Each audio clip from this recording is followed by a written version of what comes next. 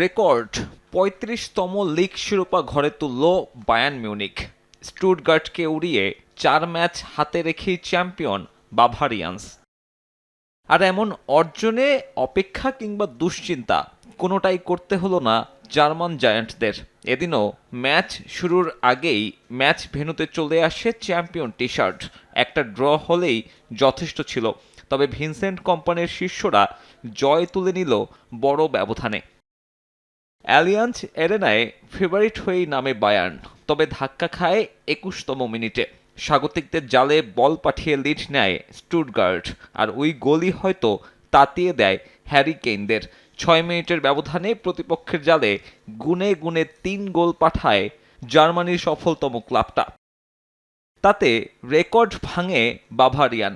সব প্রতিযোগিতা মিলিয়ে ১৬০তম গোল, বায়ার্নের ইতিহাসে রেকর্ড সর্বোচ্চ। লিগে এই গোলের সংখ্যাটা ১০৯। মৌসুমে মাত্র একটা ম্যাচ হেরেছে বায়ার্ন মিউনিখ।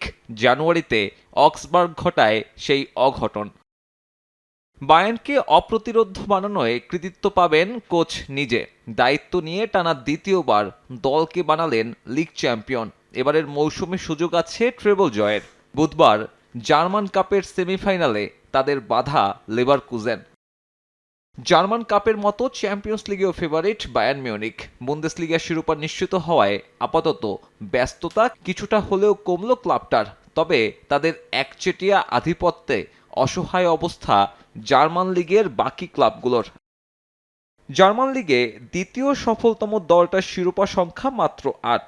শেষ ১৪ মৌসুমে একবারই ব্যর্থ হয়েছে বায়ার্ন। নিজেদের এমন অপ্রতিরোধ্য ফর্ম এবার ইউরোপিয়ান মঞ্চেও দেখাতে চাইবেন হ্যারি কেইনরা।